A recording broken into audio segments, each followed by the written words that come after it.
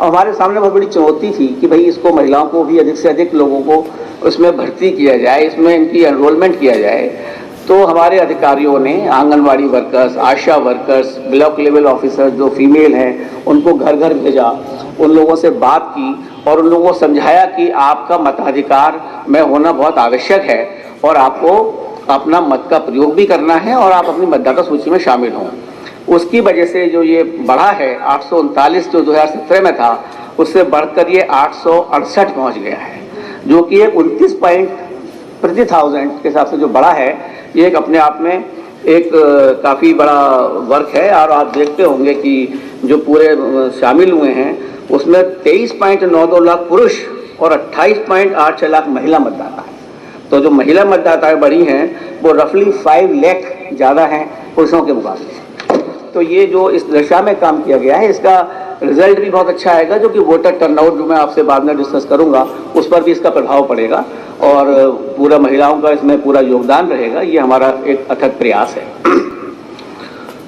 और इसके बाद सभी डीओ को इंस्ट्रक्शन भी दे दिए गए हैं कि मतदाता सूची से जुड़ी शिकायतों का अगर किसी को 5 तारीख के बाद जो भी हमारा प्रकाशित होगा उसमें किसी की शिकायत रह गई है उसके बाद भी उसकी शिकायत को अटेंड करें और उसका तुरंत निस्तारण करें। सारे लोगों से हम लोगों ने जितने भी डिस्ट्रिक्ट मजिस्ट्रेट और डीओस थे सबसे पूछा है कि उन्होंने सभी पॉलिटिकल पार्टीज के साथ मीटिंग की है, उन्होंने अवगत कराया है, हमको विश्वास दिया कि सारी पॉलिटिकल पार्टी से मीटिंग हुई है, उनके मिनट्स बने हैं और किसी भी पॉलिटिकल पार्टी का कोई भी ऐसी शिकायत नहीं है जिसका कि निस्तारण अभी तक नहीं किया गया है। उसके बावजूद भी आदेश दिए गए हैं उनको कि अगर किसी की भी शिकायत आती है तो उसका तुरंत निस्तारण करें और उनके साथ मीटिंग करें।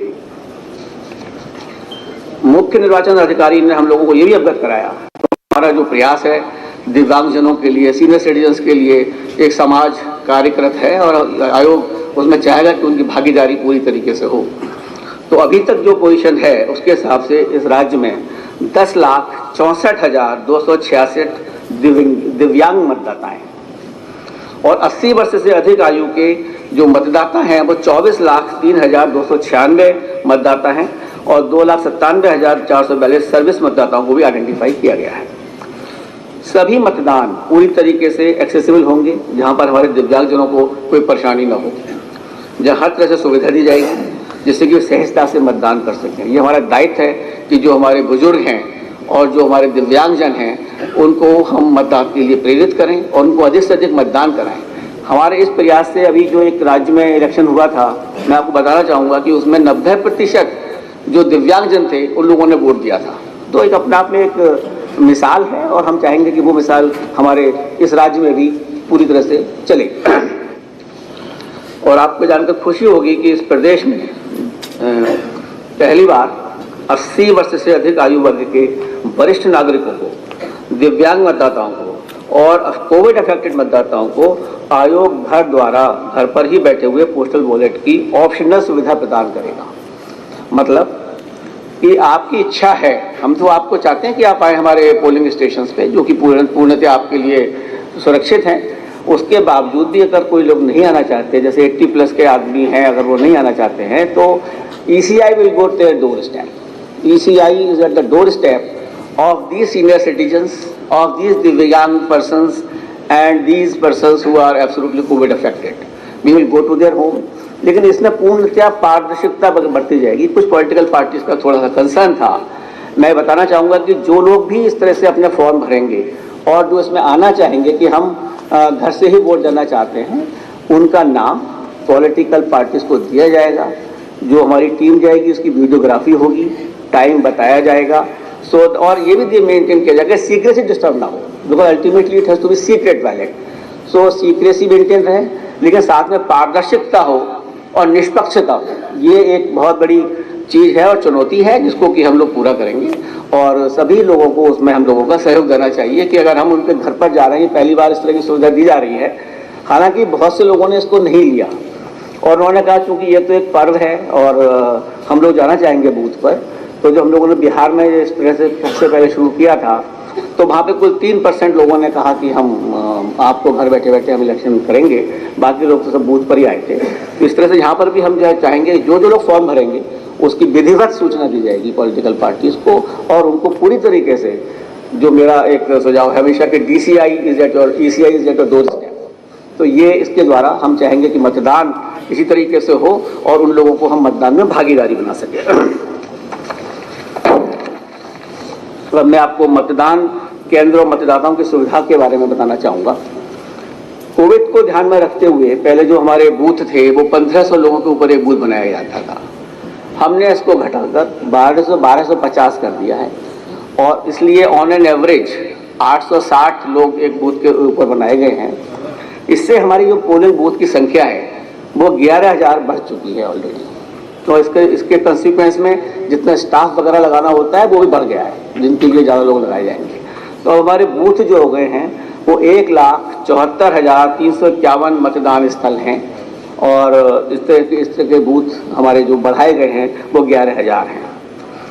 सभी डीओस को हम लोगों ने निर्देश दिए हैं कि जहाँ पर भी पोलिंग स्टेशंस किसी भी लोकेशंस पे अगर 5 पोलिंग बूथ हैं तो वो खुद जाकर उसकी समीक्षा करें, खुद जाकर देखें कि वहाँ पर पूरी तरीके से सब भीड़ को मैनेज करने की व्यवस्था है या नहीं है, एग्जिट और एंट्री पॉइंट प्रॉपर है या नहीं है, बैठने की व्यवस्था प्रॉपर है या नहीं है।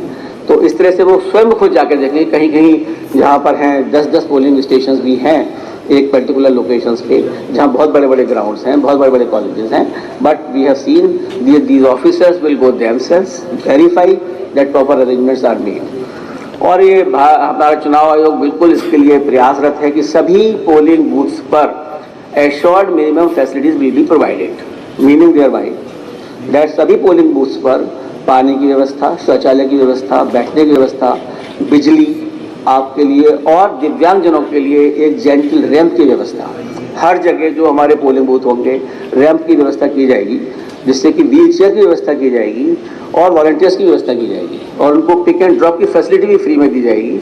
जो भी आना चाहते हैं वो अपनी PWD ऐप है उस पर भरें या वैसे भी हमें सूचित करें और हमारा कमीशन उसके लिए खुद सारी व्यवस्थाओं की अरेंजमेंट करेगा और दिव्यांगजन जिससे कि अपना वोट सुचारू रूप से कर सके। राज्य में 4030 मॉडल मतदान केंद्र बनाए जाएंगे, मतलब प्रत्येक असेंबली कंस्टिट्यूएंसी में लगभग 10 आइडियल पोलिंग बूथ होंगे, जिसमें कि बहुत अच्छी तरीके से जो भी स्पेस और जो भी होगा उसको दिखाया भी जाएगा, उसको करा जाएगा, so that everybody should see that what is the model this thing. और वुमेन पार्टिसिपेशन के लिए हम चाहते हैं कि महिला सशक्तिकरण पर, जैसे पहले बताया मैंने आपको, एक प्रॉपर अफेक्ट आना चाहिए, उनको इस भागीदारी में फीलिंग आनी चाहिए कि स्ट्रेंथ इज सेम। इस प्रदेश में कम से कम 800 all women manage polling station बनाए जाएंगे। 403 हमारी कंस्टिट्यूएंसीज हैं, लेकिन हम चाहते हैं कि कम से कम 800 ऐसे पोलिंग स्टेशन होंगे जिसमें पूरे कर्मचारी महिलाएं होंगी और सुरक्षा कर्मचारी भी महिलाएं होंगी। आपने शायद नीचे आने से पहले कुछ स्वीप की जो एक्टिविटीज नीचे हो रही थी वो शायद नीचे देखी होंगी आप लोगों ने कि किस तरह से हम लोगों ने प्रयास किया है लोगों को बताने का कि महिला बूथ किस तरह से बनते हैं और दिव्यांगों को हम किस तरह से इसको मैनेज करेंगे। उस तरह की चीज़ें शायद आप लोगों ने देखी होंगी और उसको जिन्होंने नहीं देखी हो वो देखें कि हमने नीचे एग्जीबिशन जो लगाई हुई है थोड़ी सी, उसको आप देखें, जिससे कि इसका प्रचार प्रसार आपके माध्यम से मैक्सिमम हो पाएगा। हम सब तक नहीं पहुंच सकते, लेकिन आपके द्वारा हम 15 करोड़ मतदाताओं तक जरूर पहुंच सकते हैं, ये मेरा पूर्ण विश्वास है।